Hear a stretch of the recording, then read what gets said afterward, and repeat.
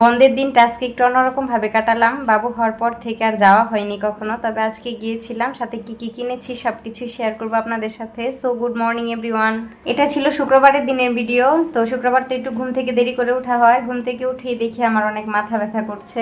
নিজের জন্য 1 কাপ দুধ চা করেছি, আর সাথে ওদের জন্য নুডলস, ব্রেড টোস্ট, আপেল এইসব দিয়ে সবাই মিলে সকালে নাস্তা করেছি। আমি সকালে উঠেই মাছ মুরগি ভিজিয়ে রাখছিলাম, তো সেইগুলো পরিষ্কার করে নিলাম। শরীর যেহেতু খারাপ, ভাবলাম ঝটপট যেটা হয় সেটাই রান্না করব।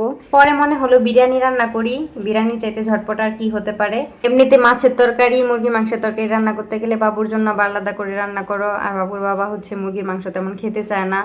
সেজন্য ভাবলাম বিরিয়ানিটাই রান্না করি। তো প্রথমে বেরেস্তা করে সেই তেলে হচ্ছে মাছটা ভাজি করে রাখতেছি।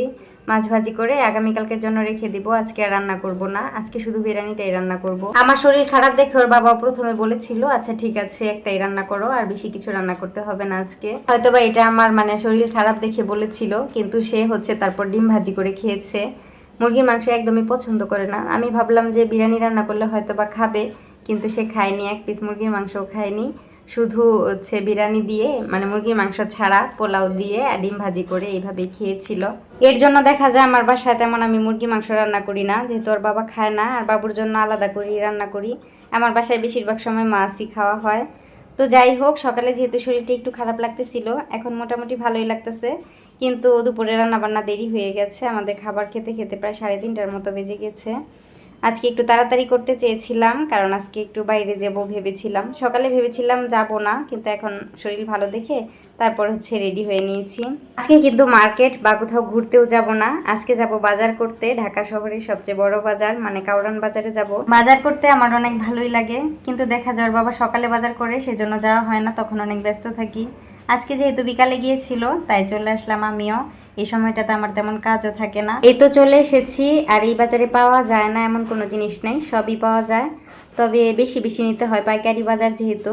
তো আমার যা যা দরকার ছিল নিয়ে নিয়েছি। আর ছেলে তো খেলনার দোকান দেখেই খেলনা কিনবে, তবে একটা বিষয় ভালো, একটা খেলনা কিনে দিলে তারপর সে কান্নাকাটি করে না। বাজার করে বাসায় চলে এসেছি, আর বাসার নিচে দেখি পিঠা বিক্রি করতেছিল, তো সেখান থেকে পিঠাও কিনে নিয়ে আসছিলাম। আর বাবুর বাবার বাইরে একটু কাজ আছে, সে হচ্ছে একটা পিঠা খেয়ে চলে গেল।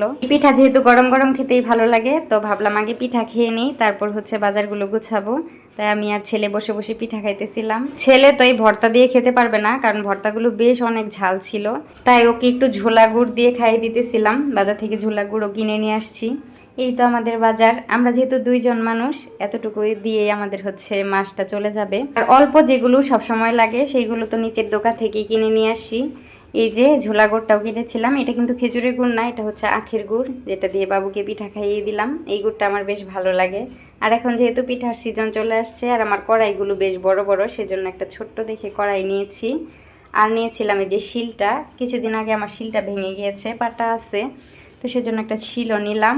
আর বাবুর জন্য কয়েকটা বই নিয়েছিলাম। আমার ছেলে তো একদম পড়তেই চায় না, তবে নতুন বই দেখলে একটু বসতে চায়, সেজন্য কয়েকটা বই নিয়ে দিয়েছি। সাথে ছেলেকে যেই খেলনাটা কিনে দিয়েছি, ছেলে গিয়েই হচ্ছে এই খেলনাটা পছন্দ করেছিল, আর এখন মনোযোগ দিয়ে খেলতেছে, ভালোই লাগতেছিল দেখে। তো আজকের ভিডিওটা এই পর্যন্তই। ভিডিওটি ভালো লাগলে আমার চ্যানেলটিকে সাবস্ক্রাইব করে আমার পাশেই থাকবেন পরবর্তী ভিডিও দেখার জন্য।